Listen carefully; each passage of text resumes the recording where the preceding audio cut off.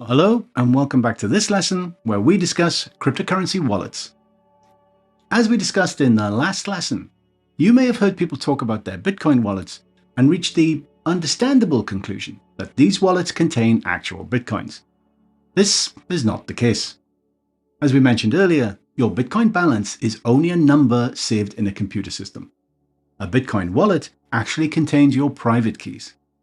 These private keys are necessary for you to successfully access and transfer your Bitcoin. When you transfer Bitcoin to somebody else, you send that transaction using your crypto wallet.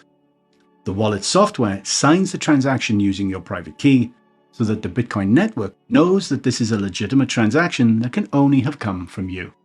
Therefore, if you ever lose access to your Bitcoin wallet, let's say you forget the password, then you have not lost the Bitcoins themselves. You've just lost your ability to access them. But you can make a backup of your wallet just in case you do ever forget a password or two.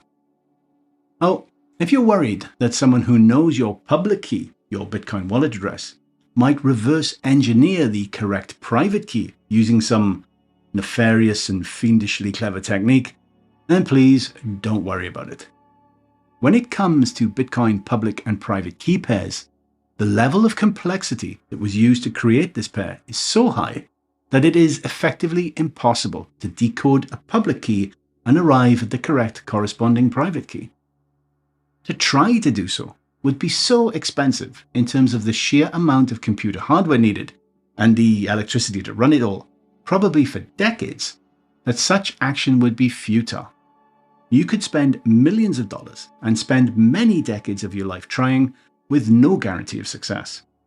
Now, when it comes to crypto wallets, their most basic function is to store your private key.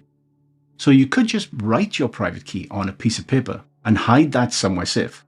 And believe it or not, some people do just that. They write their private keys down on paper, or they even engrave that information into a piece of metal.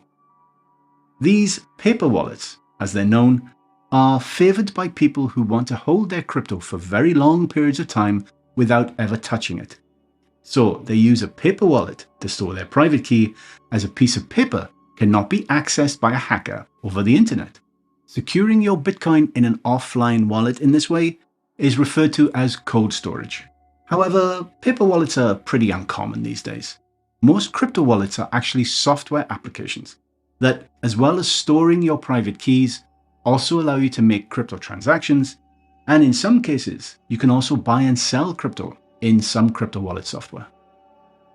The majority of wallets are either software-based programs, which you download to your computer or mobile phone, or they can even be dedicated hardware devices, such as this Ledger Nano device or this Trezor device, which store your private key on a chip on the device itself, so your private key is not stored on your computer. Therefore, if you do not have physical access to the hardware wallet, you cannot access your cryptos. Okay, that's a quick introduction to crypto wallets. Later on in the course, we will set up our own wallets and make some transactions for free. But for now, I'm going to end this lesson right here. If any of this is confusing to you, then, well, you know what to do by now. Please re-watch the lesson or send me a question. Once you're ready, please join me in the next lesson. Until then, thank you very much for your time.